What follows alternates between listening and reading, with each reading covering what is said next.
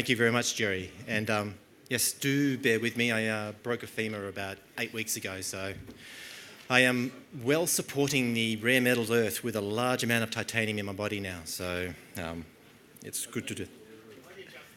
You're welcome. Mineral sands, your choice. True. I'd like to thank Jerry and the RUI team for inviting us back and allowing us to be part of this event again. Westpac's been very strong supporters of the resources sector, and we do have a very strong belief and desire to remain part of this industry as we do see positive growth outlook for the future. There will, as always, be ups and downs, but we're taking a very much of a long-term view that there is a long-term future here, and we very much want to be part of it. And that is why the fellow representatives of Westpac are here, and we continue to support events like this. I guess also to say it's not an insignificant part of the Australian economy, and as such, we'd be foolish to ignore it. So, last year we were talking about the year of the rooster, and this year is the year of the brown dog. Last year, in terms of what we're trying to say, within the year of the rooster, it was not going to be a boring year. Overall, we were cautious about the very strong start to the year. We thought there was going to be a slowdown coming through, led by what was happening particularly in China. That did unfold in the way we expected. Have to be really honest, what we missed in the second half of the year and what led to the rally in the commodities was overwhelmingly an outperformance in Chinese growth, particularly around the investment and industrial cycle. And of course, while we're looking for better growth in the US and along with higher interest rates, growth in the US was much stronger than we had anticipated. So we were broadly right with our themes. What I will, however, point out is it does become a little bit easier when you use a horoscope to forecast, because then you can use something that's very sort of broad and sort of thought-provoking, but kind of vague, and you can always point to as being correct, because last year we summarised it by saying it is not going to be a year to sit back and rest, but for those that rise to the occasion will face potential rewards. Of course, that is true. People can say, well, you've done very well. Again, it's the classic horoscope trick. Make a nice broad statement. Everyone can read something into it that's relevant to them, and we can make a comment that sounds pertinent. The brown dog. Brown dog is actually a very interesting year in the Chinese horoscope. It's an earth dog. That means there's going to be lots of involvement around soil. However, it also portrays walls, mountains. So you're going to see lots of activity around land, real estate, country and territory, agriculture and minerals. So backdrop is a very exciting year, particularly one for around resources, but note that comment about walls and mountains. It's a very strong picture coming out of the brown dog year, is that there's going to be large mountains in the way. And in fact, the horoscopes do talk about it being one of where you have to find a path, either through the mountains or around the mountains on the flat path to beat the others. If you stand back and let the mountains get in your way, you'll be like the mob and you'll get swamped and you'll underperform. So it's a year to be proactive again. One, to take the front foot, one, to have correct balance sheets and look for those opportunities as you crest the mountains. Okay, big caveat. I'm an economist, not a horoscope, not a horologist. This is all coming through from the Chinese fortune calendar. I take no responsibilities for the forecast coming for the brown dog, but I do like the picture and the portrayal. You've got a dog with lots of potential, one that is actually riding quite high, but do watch out for those mountains. It actually fits with our economic view for this year. So what I'll do today is go through why there's been a strong start, US, why it's outperformed in the year of Trump. In fact, there's very strong factors of why that outperformance can continue, at least for the near term, and why Chinese growth was sustained, but it is set to ease. And of course, our forecast. But I do want to refer to a chart that has been doing the rounds a lot lately. And I'm sure you've seen it. It's a chart that tries to compare what you see with commodities versus equities. It's very popular now amongst certain sort of chartists and such, and they're using it to highlight that we're on the cusp of an almighty rally. And if you haven't seen it, that's it. Normally they start it in the late 90s. They highlight, you can see the big long sort of mining mineral boom, and then they highlight how low below the long run average it is. Now I like this chart. I like relative charts. Prices are relative to each other, mean a lot more than an absolute level. And what this is saying is relative to equities, commodities are undervalued. Now, do note, there's two parts to it, equities and commodities. It may not mean, I can be the devil's advocate here, it may not mean commodities are undervalued. It could mean equities are overvalued. And if you look at what's happened in the past, you can see the last time it really spiked when commodities outperformed was actually during the GFC when equities crashed. So, and you can see the large super cycle that was there that's biasing this up as well. That's the whole Chinese emergence. My personal view, it's a bit of both. I would not expect equities to be performing as well as they have in the past, given tighter credit conditions, higher interest rates. I also probably expect to see some strength in commodities as well.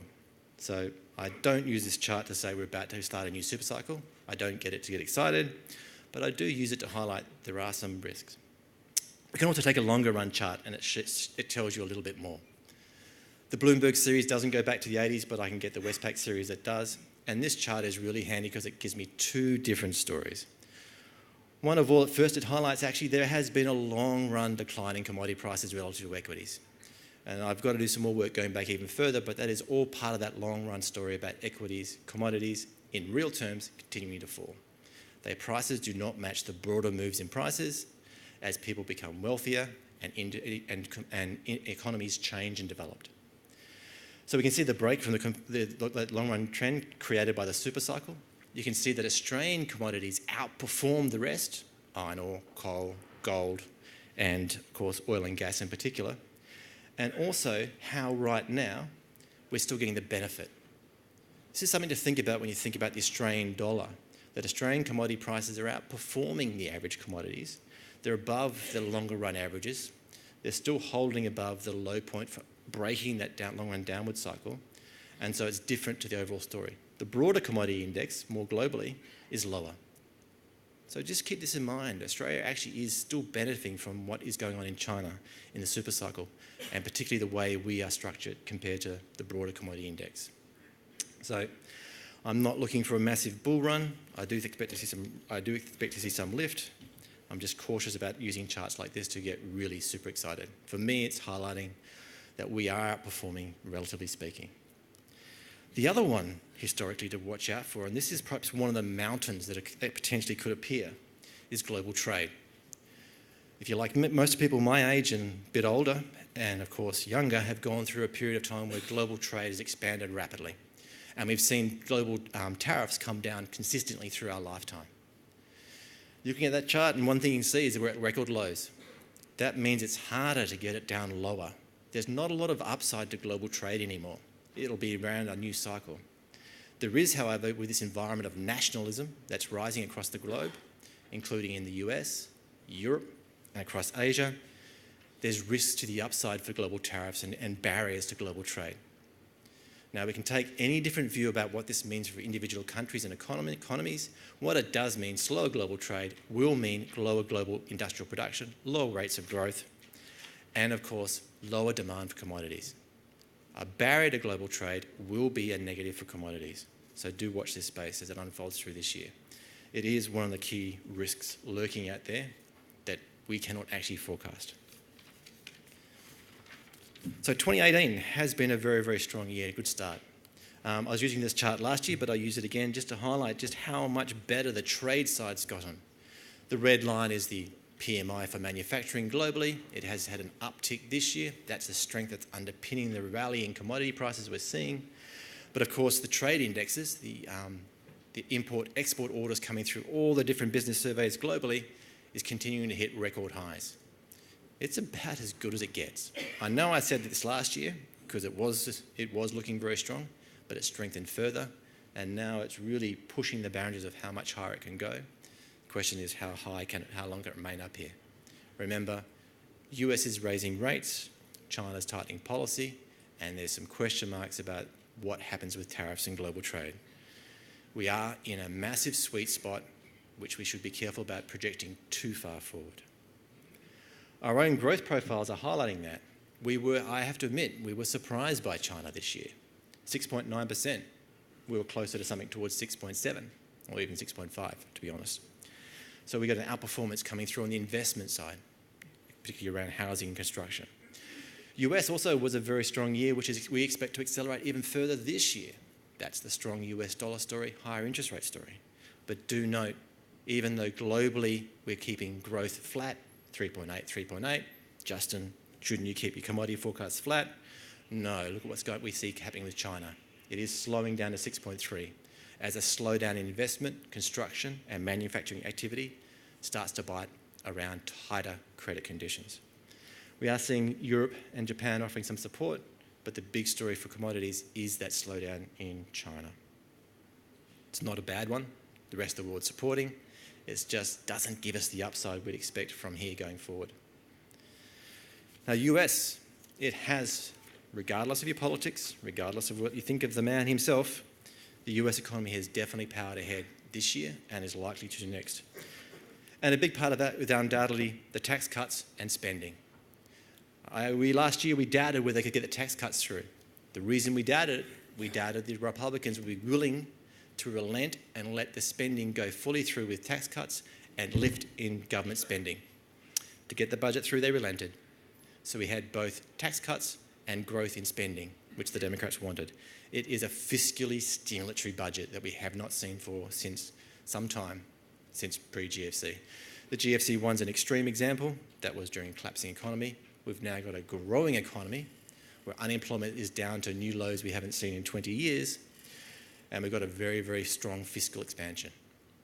Do start thinking about strong growth in the US, higher interest rates, and the impact on that backdrop of a higher US dollar. It's a real call to our view. And of course, the thing that's lurking back in there, what we're seeing is wages in the US have picked up slightly, but not what you would expect given the strength of their economy. That keeps the inflation down. That means you're not going to see the Federal Reserve trying to preempt too much against inflation. It means growth can remain relatively robust, i.e. you're going to see rates rise gradually, supporting a US dollar with a strong economy, further growth rather than collapse. So the US is a strong growth, strong US dollar story, which means weaker commodities and, of course, weaker Aussie elsewhere too. Now, Chinese growth, it has slowed as far as we're seeing in the near term. It did surprise us this year and it did hold up, coming through at about 6.9%. We are looking for it to slow, and the reason we are looking for it to slow in that projection is coming down the way the growth is now structured. You've got an environment where investment in China on the left-hand side is clearly slowing already. And you've seen new policies implemented to tighten that, and I'll go through a little bit of that. You're seeing consumption beginning to lift. Services is now the biggest part of the economy in China, bigger than investment and manufacturing. And of course, the trade side is starting to kick in again in terms of adding to growth. That's a global growth story. If global growth is slowing, China's exports will slow as well. You're left with consumption, which is a slower growth pace than investment. So we're talking about a slower growth profile there. The thing that is the most interesting about China is how their debt's structured. You hear a lot about the debt risks in China. In Australia, it's all in the households. In the US, it's the government. In China, corporates. The reason this matters is that the Chinese government is trying to slow credit growth, which is slowing corporate credit growth, which means slower investment. And you'll see how low the Chinese government debt is, which means they have, in a country with high level of savings, they have ample room to absorb it. A credit crisis in China would slow the Chinese growth, but does not necessarily lead to a financial crisis we've seen in other cases. And what they're doing in China is moving it up, is actually slowing down this shadow credit. You can see how large it is relative to the banks. That's the bit the Chinese authorities are trying to remove out of the system, and they're doing it. Total finance growth in China has already slowed. Bank credit growth has increased, so they're moving it from the shadow to the real, or to the official. And non-bank lending has shrunk significantly. The non-bank lending was quite aggressive into the private sector lending. That is why you're seeing private sector investment in China slow. So this is the backdrop for us, is why we're talking about slower growth. Big picture story to remember is the nature of the base metal story has changed as the construction cycle in China has changed. We've moved from an early construction phase to a maturing replacement and more modest growth cycle. It changes the nature. It's less iron, less steel rich, more base metal rich. Given the backdrop of what you've been hearing earlier with people talking about the opportunities with batteries and new technologies and the rising of automotive cars, electric cars, solar power, wind power, more battery demand. We have a different matrix of demands for us. This is how we're seeing the risks unfold over the next 5 to 10 years. Near-term downside risk with that slowdown we're talking about, recoveries coming through for all commodities, but more exciting for the nickels and coppers, and then going further out, those kinds of metals getting a much more inciting drag. The one that sort of always keeps me questioning is aluminium. Just what are the Chinese really going to do in that sector? I really wish I knew, because that would give me a much clearer vein of how they're going forward. The nature of the environmental controls they're implementing everywhere through China, which theoretically reduces demand for raw materials, has actually changed the way it's structured and been a positive for lots of other raw material demands. So do watch this space. If China goes even more aggressively into trying to improve their environment, certain commodities will become through a much stronger demand cycle. Our financial market forecasts are based around the idea the RBA remains on hold. We've got a growth in an economy that's slowing. We have low rates of inflation. There's really no move here in terms of interest rates. Watch out, however, our rates in the market, not the official rates, will be dragged higher as the US rates continue to rise, both at the short end through the federal funds and through the long end through bonds, which will keep on giving upward pressure to our bond rates as well. Bank cost of funds will continue to rise, and that will continue to be passed through. So you're going to see this rising near-term yield curve. But with our rates underperforming the US, you can already see it with our 10-year bond rates under the US rate. Australia, small, highly leveraged, open economy, gives less interest rates, lower interest rate than the US, a secure, large treasury holder. Aussie dollar's weaker. And that's the profile for why we've got a weaker Aussie through. This is where it starts to get a little bit interesting now, and where they can see some risks in terms of opportunities for Australia given how the Aussie may perform.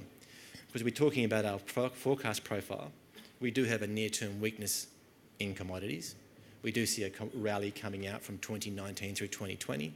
Outperformances, particularly for nickel and copper. And gold holding, while we see some weaknesses there, coming back relatively strongly given the whole overall cycle. It comes down to this Aussie dollar value story.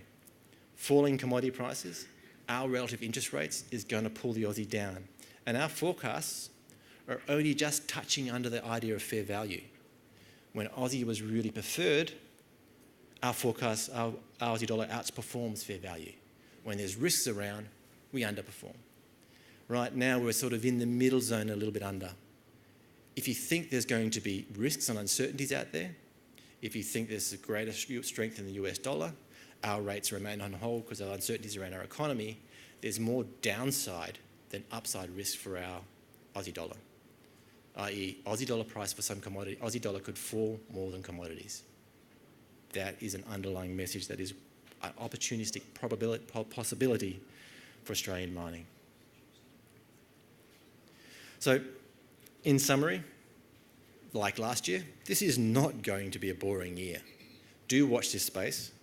The Trump administration has just announced that it is going to pull out of the Iran deal. They're trying to get a deal together for a nuclear disarmament deal with North Korea. How on earth you can get a small country to believe that you'll stick by your deal if you just broke a deal with another one that you tried to do is going to be very interesting. So lots of uncertainty lurk out there. There clearly is a lot of nationalistic returning to home concepts with economic policies these days. Watch this space for what's going to happen with trade and tariffs. At this moment, we are in a very good sweet spot. The US economy is set to continue to grow rapidly through this year compared to recent history. Stronger growth, higher interest rates, wages remain contained. You're not going to get explosive growth in rates, i.e. a strong positive US dollar story. That is going to be a drag on commodity prices and a drag on other currencies. And with rates on hold here in Australia, unfolding downside risks around the housing and consumption cycle, do watch this space for how much weaker the Aussie can get. And so just to make sure I can give you something that's sort of warm and fuzzy and makes you feel like I'm giving you something that's relevant for all of you, this year the horoscope is telling us there is mountains in our path. We can see them. to some extent already. Plan for those difficulties and make sure that you can get ahead of the pack and get to the other side of the mountains first. Australian miners are well positioned, capitalised, well positioned to take those opportunities. And we've also got the advantage of that floating Australian dollar, which could form more than we expect to offer us a buffer. Thank you.